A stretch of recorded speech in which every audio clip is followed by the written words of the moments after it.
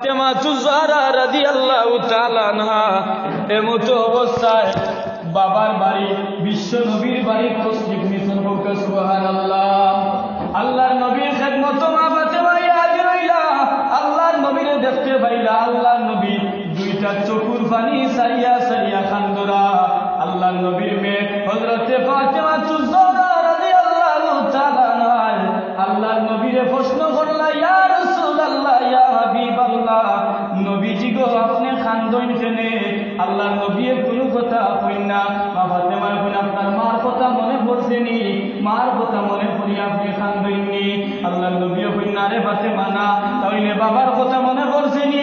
বাবার কথা মনে পড়িয়া কান্দননি? নবী গো আপনি তো জন্মর পরে বাবার মুখ দেখতে পাইছেন না, ও বাবার বেটা গীতা কান্দননি? আল্লাহর নবী কইন, না রে ফাতেমা না, মার বেটা আমি কান্দি না, বাবার বেটা আমি কান্দি না।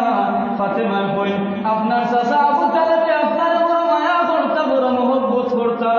আপনার চাচা আবু তালেব আপনার দূর দিনের সাথী আসলা। নবী গো আপনার চাচা আবু তালেবের কথা মনে হইয়া কিতা আপনি কান্দননি? আল্লাহর নবী ফরমাইন, না রে ফাতেমা, মার কথা, বাবার কথা, চাচার কথা, দাদার কথা মনে করি আমি নবী কান্দি না। আমি নবী মেরাজের মধ্যে গেলাম, মেরাজের মধ্যে গিয়া দেখি রে ফাতেমা, এই জাহান্নামের মাঝে নারীদের সংখ্যায় বেশি, আমার উম্মতগুলোর মাঝে সবচাইতে নারী হল বেশি জাহান্নামের মাঝে জ্বলতে আসল। এর মাঝখানে এক শ্রেণীর মানুষ, এক শ্রেণীর মহিলা হলে আমি দেখতাম পাইলাম ফেরেশতা হলে রাসূলের মুঠি ধরিয়া উপরে দিয়া তুলিয়া ধরা হইছে, মহিলাটারে শূন্যে ধরা হইছে, তার নিচে দুজখের আগুন, জাহান্নামের আগুন জ্বলন্ত করিয়া দেওয়া হইছে।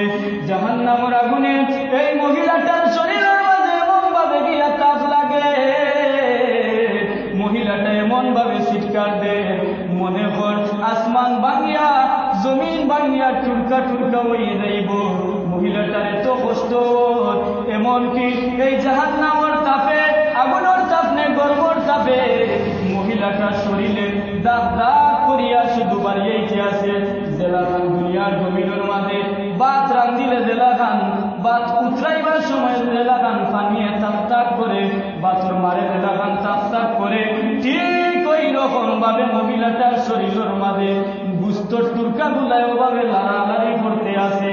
এমনকি মহিলা হলে এমন জোরে জোরে চিৎকার দিতে আছে, কিন্তু এক মুহূর্ত লাগিয়াও ফেরেশতা হলে এই মহিলা হলোর শাস্তিটারে অব্যাহত করেন না। বিদায় ও ফাতেমা, আমি নবীয়ে জিজ্ঞাসা করলাম জিবরাইল আমিন রে, ভাই জিবরাইল রে, এই মহিলা হল খারা, কোন কারণে এই মহিলা হলরে এমন ভাবে শাস্তি দেওয়া হয়?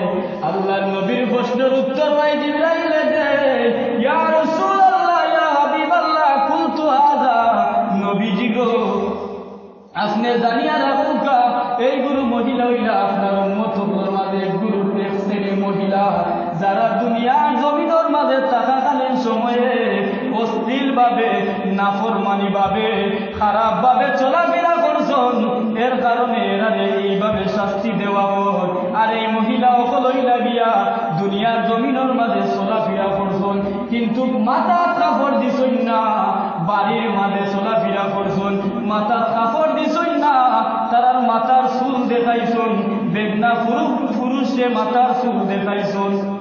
এর কারণে ইয়া রাসূলুল্লাহ তারারে এইভাবে কঠিন শাস্তি দেওয়া হলো। আল্লাহর নবী ফরমায়, একজন মহিলার মাথার কত চুল থাকে, এই চুলের মাঝখানে যদি একটা চুল কোনো বেগানা পুরুষে দেখিলায়, আল্লাহ কবরের মাঝে এই মহিলার মাথার মাঝে 70টা সাপ ঝুলন্ত করিয়া দিবা। আর এই 70টা সাপে মহিলারে দর্শন করতে থাকবা, মহিলাটার কবরের মাঝে এই শাস্তি বহন করিয়া দেওয়া লাগবো।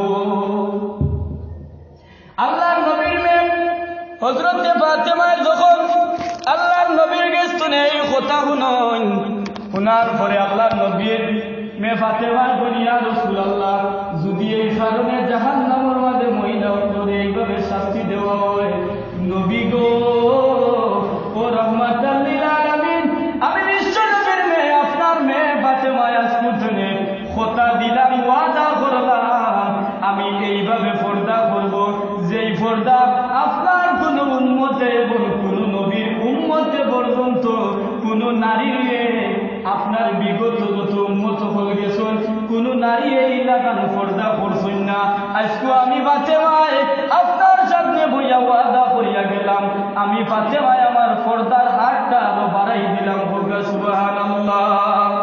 নবীজির পেছনে ওয়াজ দুনিয়া ফাতেমায় সিদ্ধান্ত নিলা যে আমি আজকে তুমি পর্দার হাতটা বাড়াই দিলাম। কিন্তু আমরা সমাজের মাঝে দেখা যায় বহুত ওয়াজ নসিহত হয়, ওয়াজ নসিহতের মাঝে হুজুর হলে বক্তা হলে পর্দার ওয়াজ করতে করতে এবারে বক্তাও করি তারা, কিন্তু যার লাগি পর্দা এগু দেখা যায় পর্দার বাড়ে।